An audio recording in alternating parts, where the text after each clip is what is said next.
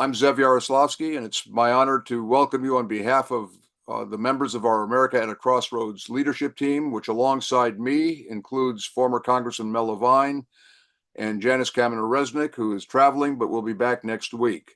I want to straighten out some possible confusion. Our program tonight will go from 5 to 6 o'clock. There was one announcement that we were going to go to 6:30. We are not going to 6:30 tonight, so it's the usual hour. And we appreciate your attendance tonight. We have a very large crowd. A warm welcome and many thanks to our frequent and one of our favorite guests, former Ambassador Dennis Ross. Dennis has served under 4 U.S. presidents and has an unparalleled diplomatic experience spanning over more than 40 years in the diplomatic field. Tonight's topic is statecraft, Donald Trump, the prospects for the Middle East, and U.S. foreign policy in 2025. This is sure to be an enlightening and timely important hour. Welcome to our extraordinary moderator, Larry Mantle, who yesterday celebrated his 40th anniversary of his iconic and award-winning public radio program, Air Talk, which, by the way, can be heard on LAist, formerly KPCC Radio, in Los Angeles. You can listen to his programs online live from 9 a.m. to 11 a.m. Pacific time, and they are also archived on the Air Talk website. A couple of notes on upcoming programs. Next Wednesday, April 9th, we'll be welcoming the Bulwark's dynamic and brilliant Sarah Longwell, together with the always interesting and energetic George Conway, former husband of Kellyanne Conway. Both Sarah and George have been leading commentators of the trajectory of our democracy, and they always have a lot of information and insights to share. They will be discussing Whither Goest Thou America? Hopes for the Future of Our Country, in conversation with Warren Olney. Be sure to sign up for all of our exciting April and May programs through the email you'll receive right after tonight's events. Now it's my pleasure to introduce the remarkable Larry Mantle. Larry is the host of NPR's Air Talk program, the preeminent Southern California radio talk program. He is a beloved institution in California and is also a Treasured America at a Crossroads regular moderator. Yesterday, I was honored to participate in Larry's radio program, a 2-hour testimonial to his 40-year run on public radio. 40 is a significant number in biblical scripture. Noah's flood lasted 40 days. Moses led the Israelites through the wilderness for 40 years and spent 40 days on Mount Sinai, twice. And to these, we now add Larry Mantle's leading his flock of listeners over the last 4 decades. Biblical indeed. We are so fortunate to have Larry Mantle as a regular moderator on our America at a Crossroads program. And Larry, congratulations to you, and the floor is now yours. Zev, thank you so much. I appreciate it. And it was wonderful to have you part of our 40th anniversary program yesterday that we did in front of an in-person audience at our auditorium at our Pasadena, California studios. It was a day I will never forget. And Supervisor Yaroslavsky was the lead guest in our panel discussion on what's changed in Southern California over 40 years. And it was great, Zev, to have you as a part of that, such an important voice in Southern California. It's great to be back for America at a Crossroads, and particularly to talk with Ambassador Ross, a frequent guest on these programs and someone who provides so much insight into the complexities of the Middle East. I come to these programs having done, of course, research, looking at the latest news developments, trying to wrap my arms around the complexities of the region, only to have Ambassador Ross lay things out so cleanly, not necessarily with simple answers, because of course there aren't any, but I feel like I understand so much better what the moving parts of the crisis are, and I always appreciate that. For more than 12 years, Ambassador Ross played a leading role in the Middle East peace process for Presidents George H.W. Bush and Bill Clinton. He's authored 7 books on diplomacy, including his most recent, Statecraft 2.0, What America Needs to Lead in a Multipolar World. He's not only a frequent guest on these programs, but network news shows, cable television news programs. He's quoted regularly in major American newspapers. Ambassador Ross, so good to have you with us again. Great to be with you, Larry. Thank you. Israel's renewed offensive in Gaza includes, according to Israel's Defense Minister Israel Katz, the seizure of large areas for security zones. Katz wasn't more specific. We've heard Palestinians describe it as an Israeli land grab. Rafah in the south has been ordered to evacuate. The ceasefire is dead, at least for now. Are we back to square one in finding peace and freeing the last of the hostages? I'm not sure. And I'm not saying that as a diplomatic answer. I'm genuinely not sure because I do think what we see right now is an Israeli policy that is designed to build pressure on Hamas, maybe also on Egypt as well. I think if we go back, if you take a look at Steve Witkoff's statement a couple of weeks ago, he said Hamas was playing for time. Steve Witkoff is the American negotiator on this issue, on Russia-Ukraine, on Saudi normalization, on Iran, on Paul Weiss and law firms. I mean, he is the all-purpose negotiator for President Trump. And he said a couple of weeks ago, in response to Hamas not having reacted, I think, well to a proposal he made, that Hamas was running out of time and there would be consequences for it if it did not respond to the proposal that he made. Now, I want to put this in some perspective. The ceasefire hostage deal that was touted by President Trump, and he took credit for it, and I would say deservedly so, because while Steve Witkoff and he did not negotiate the framework, which had really been worked out at the end of last May, both the Israelis and Hamas did not agree to that framework until right on the eve of the inauguration of President Trump. I think in the Israeli case, it was pretty clear that Prime Minister Netanyahu did not want to say no to Trump, and Trump was saying he wanted this done. And I think that both Qatar and Egypt had gone to Hamas and said, look, if the war stops, it'll be very difficult to resume it, so it's in your interest to do this as well. Trump's coming in. So I think that presence contributed to that framework. But that framework required, starting on day 16 of the first phase, there were 3 tranches of withdrawals, of releases. That framework said on day 16 of the first phase, the negotiations for phase 2 were supposed to begin. Now, Prime Minister Netanyahu never began those, in no small part because his finance minister, Minister Smotrich, had made it clear if he agreed to phase 2, he would bring the government down. Now, simply negotiating on phase 2 didn't guarantee you were going to reach an agreement, but to remind everybody, phase 2 was to involve the negotiations for a permanent ceasefire, for an Israeli withdrawal from Gaza, and for the release of all the living hostages. Phase 3 was to begin reconstruction in Gaza and the release of the bodies of those hostages who were no longer alive. Now, there was never a readiness on Prime Minister Netanyahu's part to go ahead and negotiate phase 2. He didn't do it. He suggested instead an extension of phase 1 so that hostages would still be released. There would be a ceasefire. Steve Witkoff, when he felt that there was an impasse here, that he couldn't bridge, he offered an alternative. The alternative was release 10 hostages, living hostages, have a 50-day ceasefire. The other half of the hostages could be released at the end of the 50 days. You would use the 50 days to try to negotiate an end to the conflict. So it was not the framework that had been negotiated. It was a variation of it. The Israelis accepted it. Hamas did not accept it. Hamas said, we will stick to the original agreement. Now, Hamas was obviously doing things in terms of how they did releases that looked like they were certainly not living up necessarily to everything the way it had been understood. But that was the Hamas position. Witkoff laid out, okay, you're playing for time. There's going to be consequences.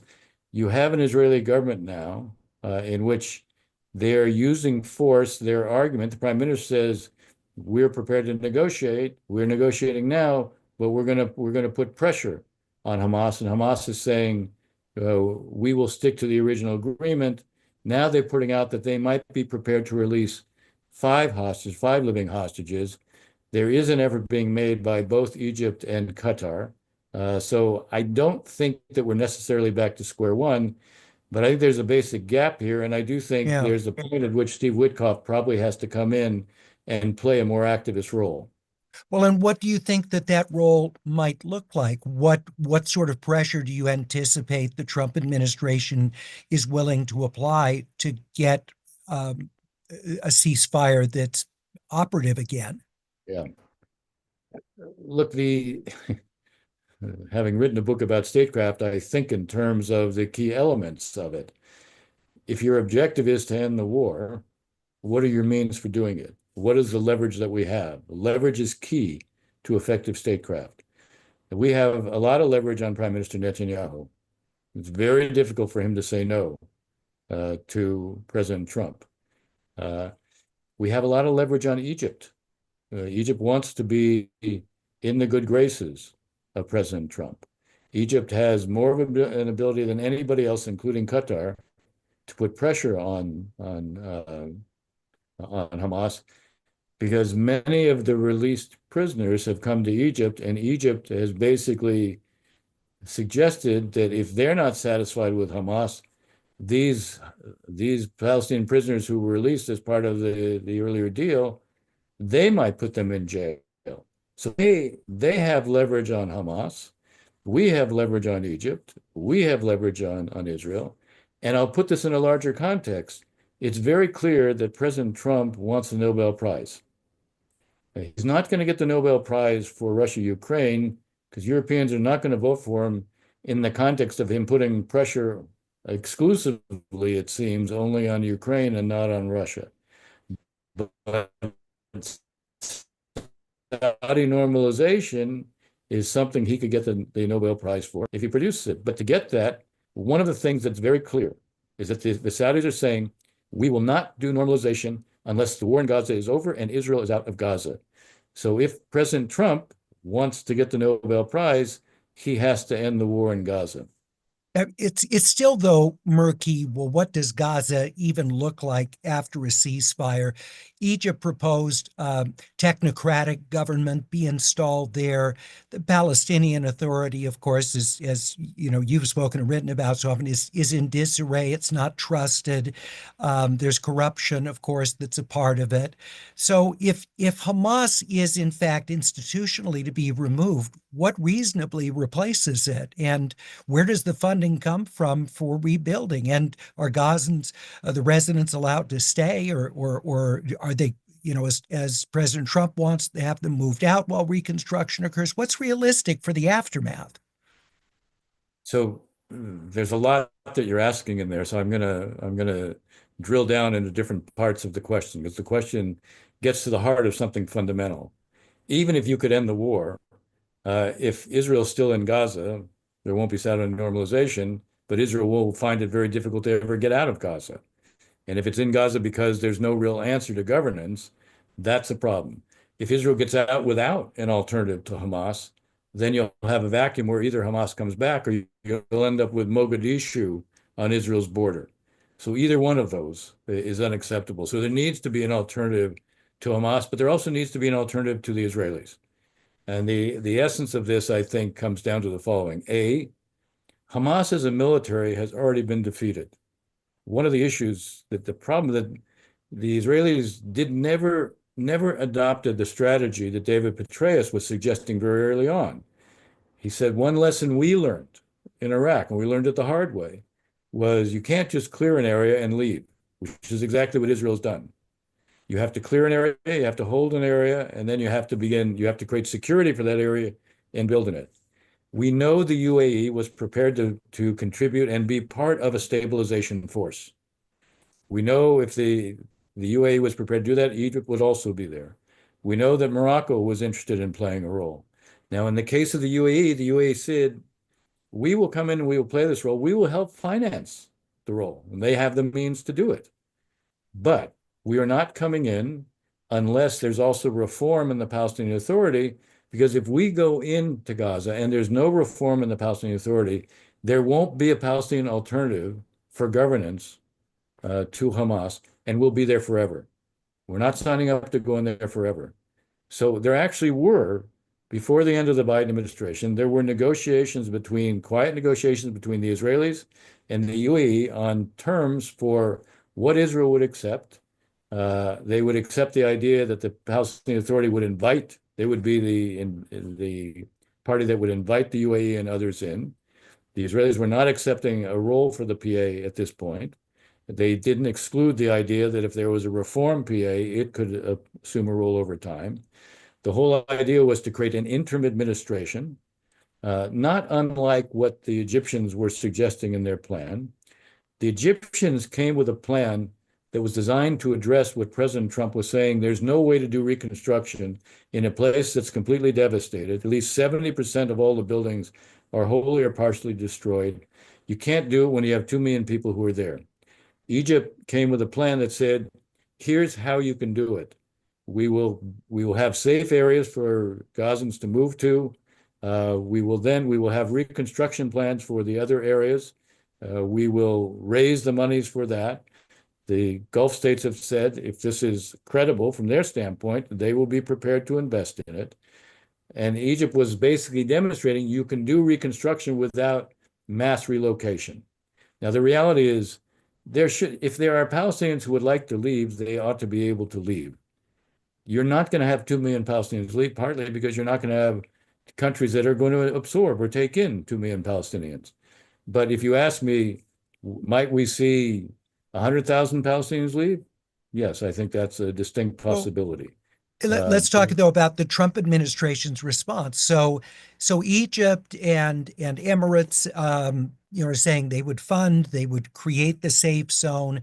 So what's the downside of that for the U.S.? I mean, the potential for the Trump administration to pressure Netanyahu to accept that. So, but let's take it from the U.S. perspective. What would be the downside of a plan like that?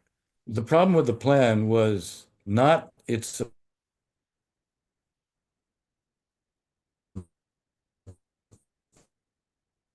I think we just lost you a bit there. Reconstruction. It never mentions the word Hamas in the plan. Still with you? Yeah, I think you're just cutting in and out. Yeah. Hearing me or not? Yes, I'm hearing you intermittently. Okay, sorry about that. Not quite That's sure why. all right. That's all right. All right. The problem with the plan was not the reconstruction part. The plan never mentions Hamas. And the plan never deals with the issue of demilitarization. Hamas will do this again.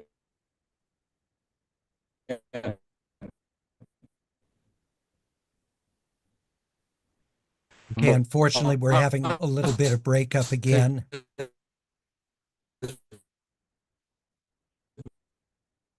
But we'll see if we can get that signal squared away with Ambassador Ross.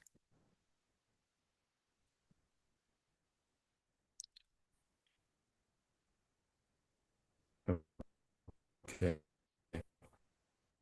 My apologies, Ambassador Ross. We're having a little bit of a breakup in your audio signal.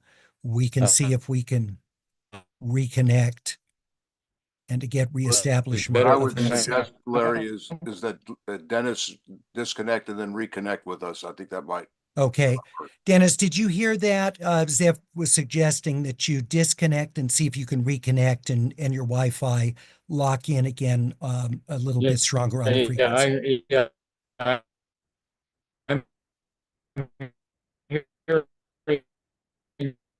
you.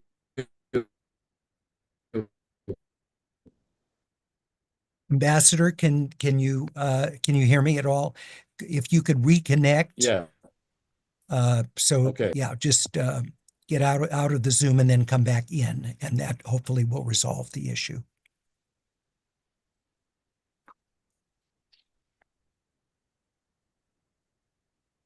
I'm not sure he was able to hear us. Yeah, I'm not sure. Yeah, I'm not sure.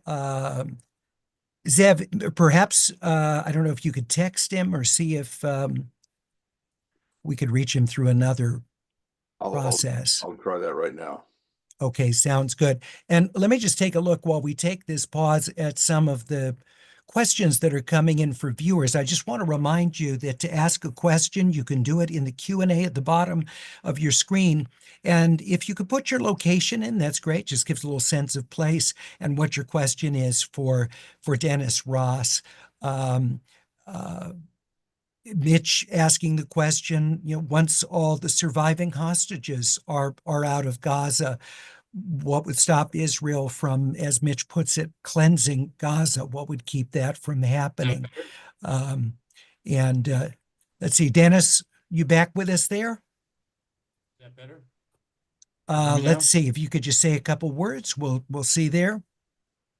Hi, Larry. We're talking about statecraft in the Middle East, and I'm Yes. explaining what was the gap in the Egyptian plan. Great. In And I essence, the think so problem we'll with bring you back onto the screen there. I think Jeff will get you back onto okay, the screen with me, and I think we'll be able to proceed. okay. Great. Okay, thanks. Thank you for that. So yeah, you Okay. were just describing about why it wouldn't be accepted, why the Egyptian plan wasn't workable. So the problem with the Egyptian plan was not the reconstruction approach. There was a certain logic to the reconstruction approach. But the problem with the plan was it never mentioned Hamas, number one. It had no approach to dealing with the issue of demilitarization. There cannot be reconstruction in Gaza without demilitarization. There is an approach that could work, which gets back to what I was talking about with regard to the UAE. The UAE was going to come in with its own forces. By the way, the UAE has 4 bakeries on the ground in Gaza that it provides protection for, feeds 500,000 people every day. It has a field hospital that it provides protection for. The UAE is prepared not only to bring its own forces in, but also to bring in security contractors. So you need to integrate what the Egyptians were talking about with a clear plan for bringing in forces that would provide law and order, would distribute the humanitarian assistance to ensure it gets to what it's intended for and prevents Hamas from doing what it's done. Hamas has seized the humanitarian assistance and then sold it. That's where it's been generating revenue. So this is a plan that could work. The Trump administration said the Egyptian plan was inadequate, said it would talk more with the Egyptians. There's not a lot of sign that it actually did talk more with the Egyptians. There should be a follow-up with the Egyptians. There should be a follow-up with the Emiratis, and there should be a follow-up with the Israelis.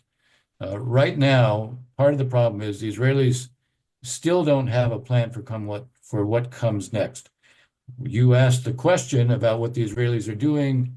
They're expanding the area in Gaza that's under their control. They're doing this primarily as a form of leverage on Hamas, but it also may end up becoming a kind of self-fulfilling prophecy where Israel is getting more deeply embedded in Gaza, which in the end is not going to solve the problem for Israel. Yeah. I want to say something that may seem paradoxical. The only time Hamas operatives are in uniform is during ceasefire when they're releasing the hostages. Otherwise, they're not in uniform and they blend into the population. Israel would face an ongoing insurgency if it stays there. Let's talk about the Trump administration, President Trump's motivations in your view. You said he clearly wants to win a Nobel Peace Prize and that bringing peace to the Middle East would be the vehicle for that. But do you think, based on what you've seen, that what the ultimate outcome looks like, does that matter to President Trump? Does he have a preferred outcome based on what you've seen with the pressure exerted by his administration? He himself has said he's not sort of prejudging what the outcome is. When he was president the first time, he said 1 state, 2 states, whatever. But then, to be fair, in the Trump plan that was presented in January of 2020, it did provide for a Palestinian state. Now, it approached the state in terms of non-contiguous territory, but it was providing for a Palestinian state. So if he wants the Saudi normalization, the Saudi position is we will do normalization with Israel. We can't do it as long as the Gaza war is going on. We can't do it as long as Israel's in Gaza, point one. Point two, we need a credible pathway to a Palestinian state. And point three, we want a defense treaty with the United States. So the Biden administration was prepared to do the defense treaty with Saudi Arabia. We've not heard President Trump on that. He's not exactly an enthusiast for alliances, so it's not a given that necessarily he would do that. But if he wants to deal, and this becomes what the Saudis require for it, my suspicion is he would go ahead. The issue of the issue of a credible pathway for a Palestinian state, the Saudis haven't necessarily defined what that is. That could be up to the administration to do it. I would say this: there are some things that we should be asking of the Saudis. If you say you want a credible pathway to a Palestinian state, unless the Saudis and the Arabs deliver reform in the Palestinian Authority, you're creating the basis for a failed state. So a credible pathway has to include reform on the Palestinian side. It also has to include some demonstrations on the Palestinian side that this is a state where independent militias will not be allowed. This is a state that won't align with Iran and rejectionists. This is a state that's built on the principle of coexistence, not resistance. But as you ask things of the Palestinians, you can't have the Israelis at the same time taking steps on the ground that make a Palestinian state impossible. What do you think of the protests that we've seen against Hamas in Gaza? Is there anything approaching critical mass with those? Does it indicate the tide is turning in terms of popular support for Hamas? I think there's very little popular support for Hamas. We've seen polls going back 2 months ago, and then two different ones that show 7% of the Gazans would like Hamas to remain in control. 7%. I think these demonstrations, they have been spontaneous. They were not, there wasn't some kind of inherent organization. There were a few people who began pushing for it, and there was responsiveness to this. It started in northern Gaza and spread throughout all of Gaza. Now, the Hamas then put to death 6 people they called collaborators. And will that, in fact, be something that, it creates the kind of intimidation that Hamas wants? Perhaps. You ask if there a critical mass. A critical mass would be something that has a life of its own. I'm not sure we're there. I will say this: I do think because of the demonstrations, there is a greater potential for Hamas to agree to a ceasefire soon, to come around on some of the terms that Wickoff was saying. In the current context, if they try to crack down on this, the Israelis may go after the people trying to crack down on it. In a ceasefire reality, it becomes easier for Hamas to go after those who might be protesting. So I actually think I don't see an end of the conflict ceasefire deal. I do see what may be a renewed ceasefire on a basis of for 40 or 50 days, with some of the hostages being released. The Hamas will not give up all the hostages. They're basically they see it as their main bargaining chip. And my guess is they're holding out to try to see an end to the war. We have a listener, Mitch, who asked a question and wondering, once all the surviving hostages have been released, whenever that point comes, what would stop Israel from cleansing Gaza? The answer is nothing, by the way. About close to 80% of the Israeli public would like the first priority to be get the remaining hostages out.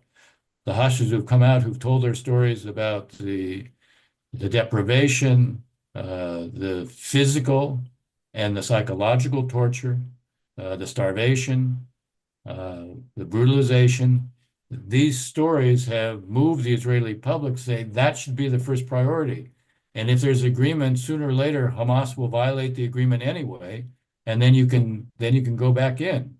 So that's where the body politic is. It's not where the Netanyahu coalition is. And that's, again, I think that's part of the issue at this point.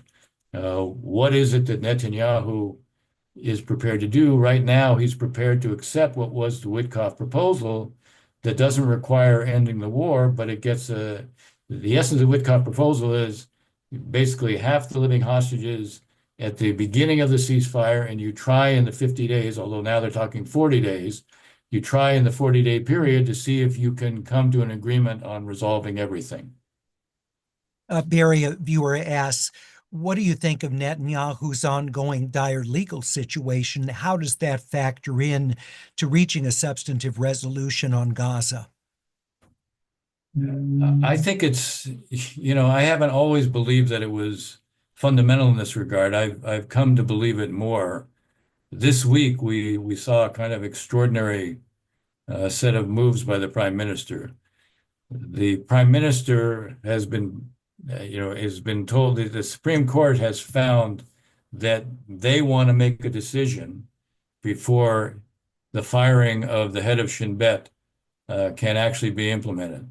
Now, they did say he could begin to interview possible replacements, but they will not make a decision before next week on the validity of the process of firing the head of Shin Bet. He went ahead the day before yesterday, Prime Minister Netanyahu went ahead the day before yesterday and announced at 6:40 in the morning that he had selected a retired Navy admiral to become the new head of Shin Bet. There was no rush to get that out. First of all, he'd been told he could interview, not that he could name a replacement.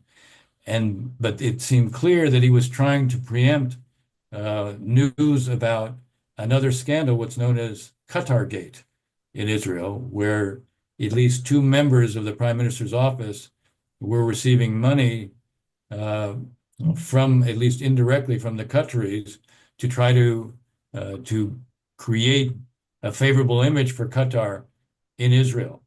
It's not at all clear that the prime minister knew anything about this, but he seemed to know that this was going to emerge more, and it appeared that one of the reasons for rushing out with the name of a new head of Shin Bet was to have the media focus on that and not the Qatar Gate. Now, he did it so quickly that within the same day, he rescinded the announcement, and they rescinded the offer.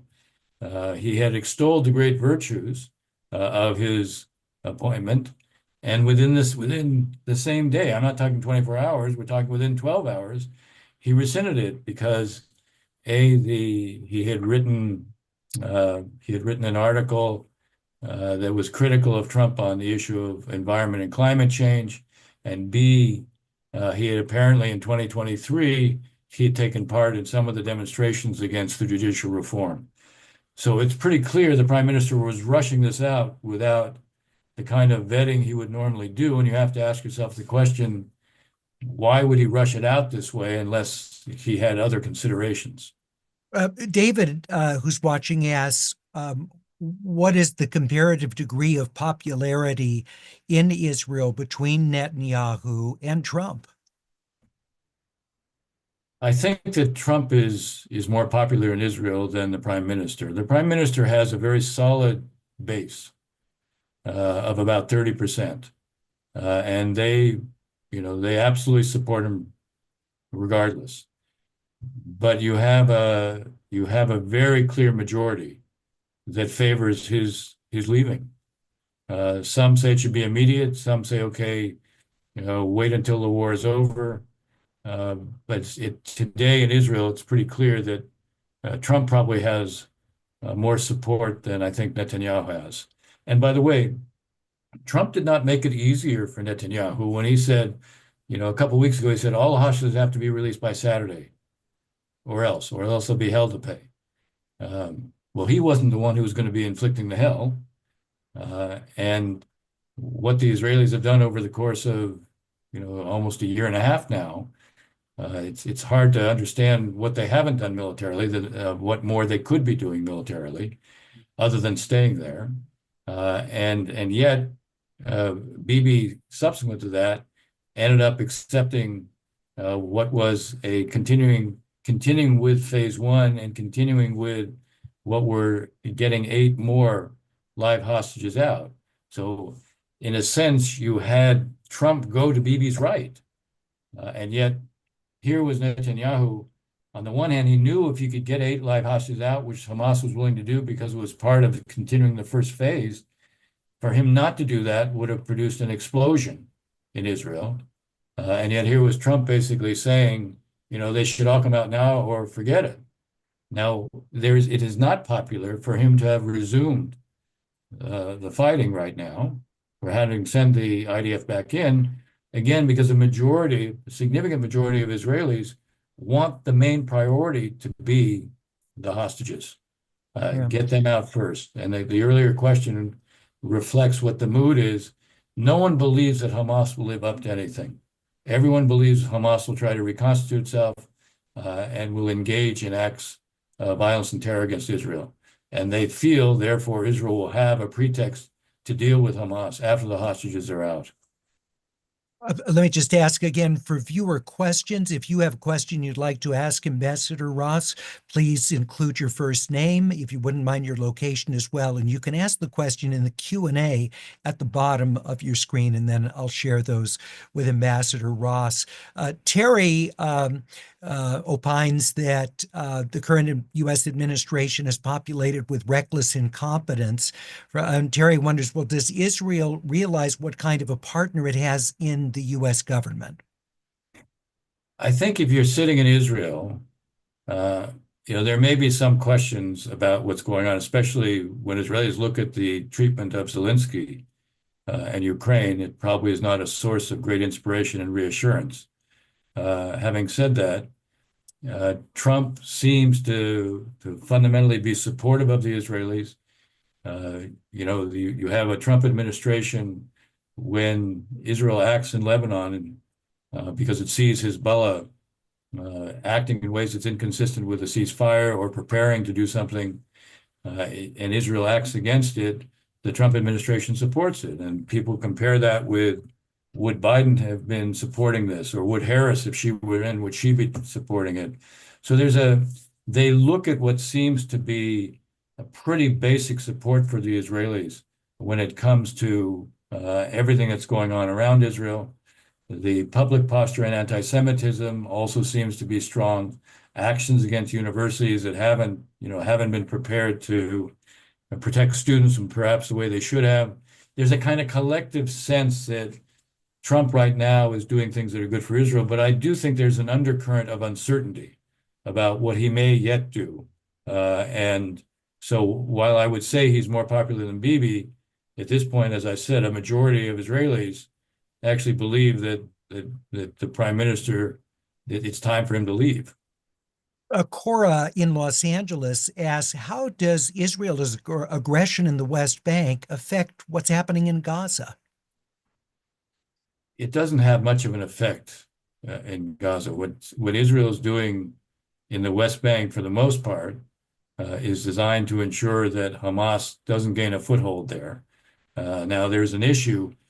Israel can act in ways to try to stop acts of terror, but if it's also weakening the Palestinian Authority at the same time, it creates more of a vacuum that makes it easier for Iran and others to try to foment even more trouble within the West Bank and more trouble for Israelis. But right now, it's pretty clear Gazans want the war over because they're the ones who paid a terrible price. People in the West Bank are obviously, this is not a simple reality for them. Emotionally, it's not simple, but also they're dealing with what is an increasingly difficult situation, in part because we've also had a couple of cases recently of very activist settlers going into Palestinian villages and engaging in violence. And the IDF and the police have been slow to respond to that, in no small part because it appears this Israeli government in particular tends to create protection for them. One of the reasons that I think the head of Shin Bet was being fired was precisely because he was acting against them. And Minister Ben-Gvir had left the government over the issue of accepting this ceasefire, the hostage deal with the 3 phases that I mentioned. He's come back in because of the firing of Ronan Bar, the head of Shin Bet, and because of the resumption of the war. So, the reality is you have a government in Israel right now that is in many ways preoccupied with sustaining itself. It isn't to say that it doesn't want to deal with the threats, but it is clearly preoccupied with sustaining itself. Joyce asks, do you think there's any validity in President Trump's vision of turning Gaza into a tourist Eden? I've actually spent a lot of time in Gaza, and there is a lot of waterfront, there's no doubt, but it's also a completely impoverished place. Now it's a place that's largely devastated. What President Trump was outlining, if you were looking at this as a real estate problem and redevelopment, you would say, how can I do this with 2 million people there? This was not a political statement. It was a kind of practical statement. How are you going to reconstruct this place? The problem is Arabs and Palestinians looked at it as if it was an effort to solve the Palestinian problem by having all Palestinians leave. And they won't do that. There still is an attachment to the land. There would certainly be some who would be willing to leave if they had the chance, for sure. But the reality is Palestinians and Arabs will not look like they're trying to deal with the Palestinian issue by having Palestinians leave. Now, What could garner investment then in Gaza if you had millions of Palestinians who stayed, if they're relocated to sort of a safe haven within the Strip? How would it be possible somehow to have investment that people would feel secure enough in putting money into building up Gaza economically? Well, the answer just comes back to where is Hamas? That's what it comes back to. The Trump administration, to its credit, is saying that at the end of the day, Hamas can't be in control in Gaza. And the truth is, I will tell you, the UAE has the same view. The Saudis have the same view. And they have that view because they know they'll be the ones who are asked to invest, and they're not going to invest if Hamas can make a comeback. Now, there are things that can be done even now to guarantee that they can't. The key to this is cutting off what I call the oxygen to Hamas. Number one, what does that mean? It means stopping all the smuggling from Egypt into Gaza. Egypt can shut down the smuggling, especially through Rafah. The administration can make it clear to the Egyptians, this is a test of the U.S.-Egyptian relationship, number one. It can give them an incentive. They can take the lead in terms of the contracting for rebuilding in Gaza, which will be a huge economic boost to Egypt. But so number one is you have to stop the smuggling. This is how Hamas did 300 miles of tunnels. This is how it built a military industrial base underground. It could get whatever it wanted. So number one is you have to stop the smuggling. Number two, this was a mistake of both the Israelis and the Biden administration.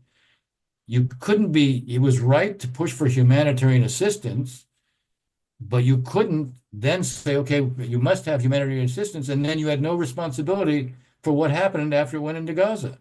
And Hamas seized it and sold it. This is how it sustained itself. So either we should have accepted the idea that we had to come up with a security approach on this, or the Israelis had to be responsible for distributing it. Was there any way that the Israelis could have turned back Biden on that and said, no, we're not going to do that? Or was that just not realistically anything that Netanyahu could do? It wasn't realistic for him. Look, he resisted because he was reflecting the mood of the Israeli public in the aftermath, of October 7th, but also the fact that the Red Cross had no access to any of the hostages. There was nothing that was going to the hostages. And most Israelis said, why should humanitarian assistance be going in for Palestinians when not only have hostages been taken, but we have no notice, no visibility into the well-being of the hostages, no certainty that they're getting any treatment if they need it. Why can't the Red Cross have access to them? So maybe we condition humanitarian assistance on that basis. That was a very strong sentiment left to right within Israel. Bibi wasn't making up this. He was reflecting that mood. But Biden was saying, basically, what we provided to the Israelis under Biden was a huge amount of material, much more than people understand. They focus on he restricted at one point 2,000-pound bombs going to Israel. But he's the one who went to the Congress for a $16 billion supplemental for Israel.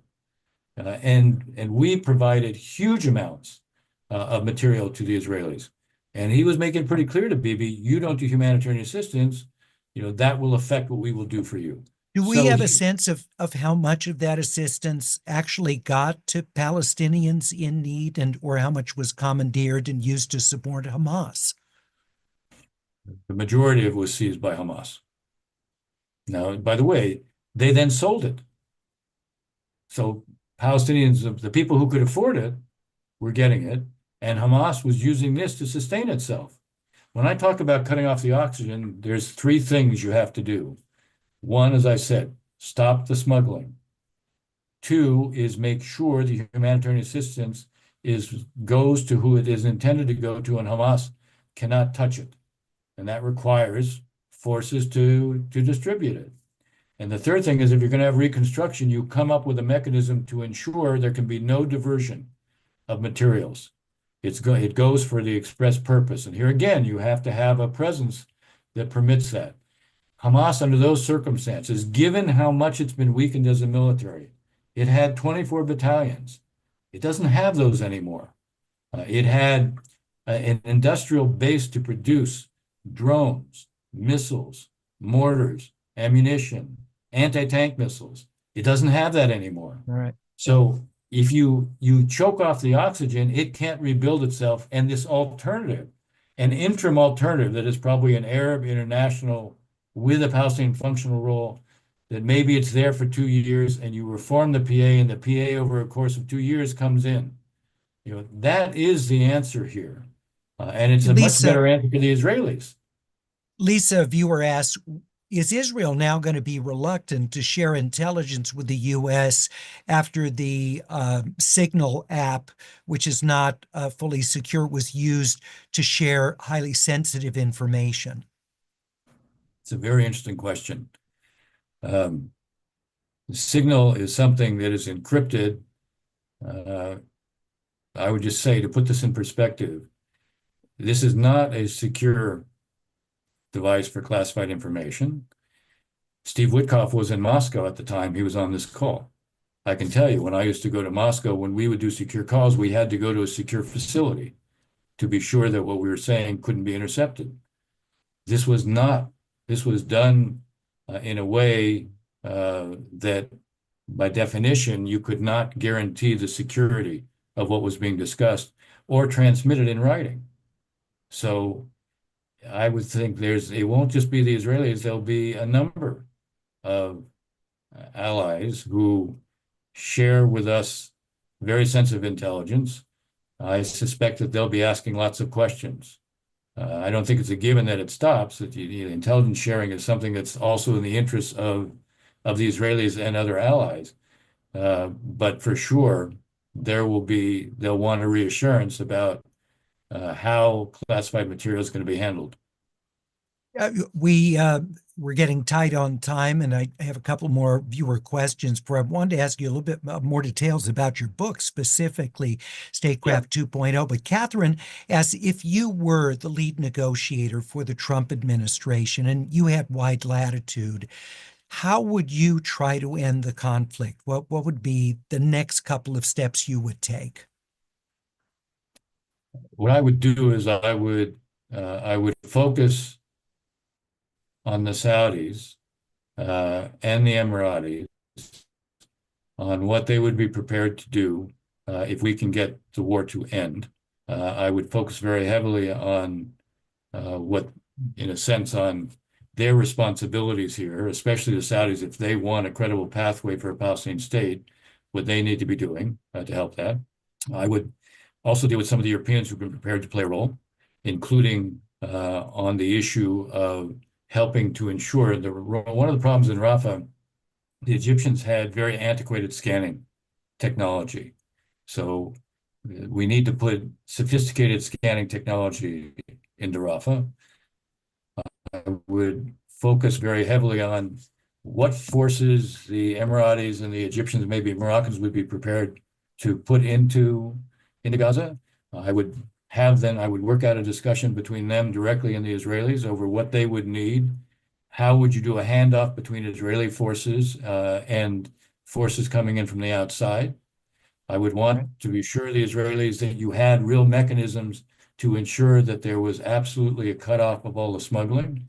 So this is there are multiple things you'd have to be doing at the same time, but ultimately it involves bringing together those Arabs who, by the way, have a huge stake in wanting to see the war end.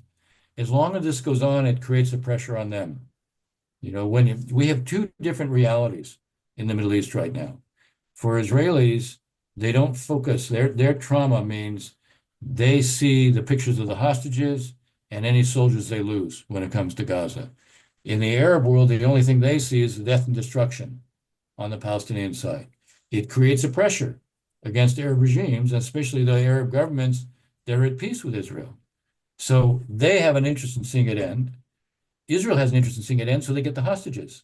And that gives you a strong convergence. It gives you something to work with.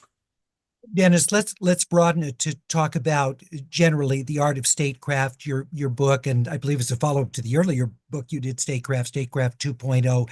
So we're in a world now where the U.S. is not the lone superpower. China, of course, is extremely well armed, huge economy. We see Russia flexing its muscles with Ukraine and attempting to fend off the growth of NATO. So how should the U.S. government, in your view, navigate this? What are some of the areas of soft power and more assertive power, hard power, that the United States can exercise to try and keep peace in the world and try to protect American interests? So I will do it in a way that sort of illustrates the point by giving an example. In effect, we've been talking about examples here. You just asked what we would do. The U.S. has hard power, it has soft power, it has alliances. One of the concerns I have about President Trump is he's dispensing with our soft power. What is soft power? Soft power is the source of attraction. When our objectives are embraced by everybody else, it makes it a lot easier not only to legitimize them, but to implement them. When you have partners who are prepared to play a role, whether it's in Gaza or it's prepared or to provide security assurances to the Ukrainians in the context of a peace deal. You take advantage of all your means, all your tools. Good statecraft is always characterized by marrying objectives and means. That means you have to define your objectives effectively, but it also means you have to realize what are the means we have on our own and what are the means we can mobilize from others. So let me give an example of this in Ukraine. We have a lot of leverage. Good statecraft is not just marrying objectives and means, it's basically mobilizing your means so you have leverage so you can affect the behavior of others. In Ukraine, the president talks about how much we've given Ukraine. We've given Ukraine $119 billion worth of economic and military support. Europeans have given $131 billion. That in itself demonstrates that that is a big addition to what we're doing. If you're going to affect Putin, you exercise real leverage on him. And he has vulnerabilities. What are the vulnerabilities? They have lost 700, 800,000 dead and wounded. They are losing 20 to 30,000 a month, either dead or wounded. They have a huge brain drain. They depend on North Korea for forces on the ground, the Iranians for drones and cruise missiles. They have 21% interest rates. They have double-digit inflation. If Putin understood that we were going to support Zelensky, if he doesn't make serious concessions, suddenly the idea that time is on his side disappears. If Ukraine is sustainable because we and others will help sustain them in the absence of Putin making reasonable concessions, then suddenly time is not on his side. You are not going to induce Putin to end this war. Inducement comes in, incentives come in the context where he's prepared to make hard decisions, and then you can make it easier for him. Do you then, though, have to factor in, and I assume you do, American public sentiment, what voters think about that? So over time, we've seen Americans in conflict start tiring of it, questioning the expenditures of the money. Obviously, Republicans respond very differently to the question of supporting Ukraine than Democrats do on average. So how does a president effectively consider the duration and the degree of commitment and how the public responds. Look, a major part of good statecraft is also how you frame issues publicly, partly to legitimize domestically, partly to legitimize internationally. President Trump's in a very good position. He's already demonstrated that he will play real hardball with Zelensky. We cut off for a period of time not only the assistance, but also intelligence. And that contributed to the Russians being able to take back most of the territory that the Ukrainians had seized within the Kursk salient. So he can say, look, here's what we've gotten the Ukrainians to sign up to. By the way, they accepted the temporary ceasefire. Putin hasn't done it yet. So he then explains, we've moved the Ukrainians, but the fact is the president of Russia has not been prepared to concede. One of the greatest forms of leverage that he has, and again, it depends very much on our allies. There are $300 billion in frozen Russian assets. We only have about 8 billion of that. The rest is in Europe. If President Trump were to say, if there isn't responsiveness by Putin, I will now support the Europeans turning over those frozen assets to the Ukrainians for reconstruction and rehabilitation. That's a form of leverage. When you're exercising statecraft, you're exercising all the tools you have. We have a lot of tools. We have a lot of means. We can mobilize from others. We have leverage on Putin. The president just isn't exercising it yet. He said he might, if Putin doesn't respond, he might do tariffs on those who buy Russian oil up to 50%. Okay, that's a form of leverage, but it pales in comparison to say, I'm going to support the Ukrainians if you're not prepared to accept a reasonable outcome. Dennis, what is the risk of the United States going largely alone? I mean, you write, we've spent your whole career talking about alliances and how essential they are for even the strongest nation in the world. So what's the risk if the Trump administration doesn't turn to alliances? Basically, we're alone then. And I'll tell you, sooner or later, there'll come points where we need some of those allies. And when we call, they won't pick up the phone. We'll be the loser in that. We're not the gainer in that. One of the things I describe in the book, there is a tradition in American foreign policy of unilateralism, not isolationism, unilateralism. President Trump reflects that tradition. We want freedom of action. We don't want obligations to others. We don't want to be limited. There is an element of that, but there's also a tradition, which he's not a part of, which emphasizes we do have values that matter. And democracies are natural partners. And when democracies are weakened internationally, sooner or later, we will be weakened internationally. I go through one of the chapters and I point out what are the debates over what America's role in the world should be. And the truth is, when you act unilaterally, you end up sort of looking at what might be spheres of influence, an approach to spheres of influence, which I think President Trump is sort of naturally drawn to. There's an inherent problem with spheres of influence. Where do they stop and where do they start and where do they stop? Do the Russians and the Chinese, are they satisfied with a certain sphere, or are they constantly going to keep pushing them out? Sooner or later, we will find we're in conflict with them. And so if you're in conflict, if you're competing with them, you're a whole lot better off if you have partners. I'll give you an example with China. Yeah, real briefly, yes. All right, very briefly. You look at India as a competitor of China, Japan and South Korea, Australia. If you want to be in a position where you have greater leverage on the Chinese, you want them to be part of your partners. With our allies, we control 60% of the GDP internationally. The Chinese control much less than that. That's a strength for us. It's not a weakness for us. So again, good statecraft focuses on how you expand the nature of your coalitions, not how you contract them. We need to close, but I wonder if you would close with a thought that really struck me in your book. And I know it's not something new for you to say, but it's out in your view, the importance of a very strong United States in the world, that a powerful America actually makes for a better world. Because I think particularly there's some younger Americans who might bristle a bit at that. And but elaborate, if you would, in closing on why you think that that's important for everyone's benefit. Generally, I can't say we've never made mistakes. Obviously, we have. And obviously, there have been times when we have overreached. But as a general rule of thumb, one of the interesting things about our alliances are voluntary. And even when we overreached, we didn't see our allies disappear because they understood, they too understood, we collectively are better off if there's a set of norms or rules internationally. And the one who's always been the key, President Obama used to say, and I often would describe him as an internationalist, but a minimalist. But he would say, if we don't organize to deal with certain threats or problems, nobody organizes to deal with them. It's just a reality that if the US doesn't play a role, you end up creating a vacuum. Others are not strong enough to do this on their own, especially if they don't think they have American support. Thank you so much, Ambassador Dennis Ross, author of Statecraft 2.0, What America Needs to Learn in a Multipolar World. And thank you for giving us a bit of the outline of the book, talking in depth about what's happening in the Middle East, the crisis in Gaza. Thank you so much, as always. It's wonderful to have you with us on these programs. My pleasure. Thanks for having me.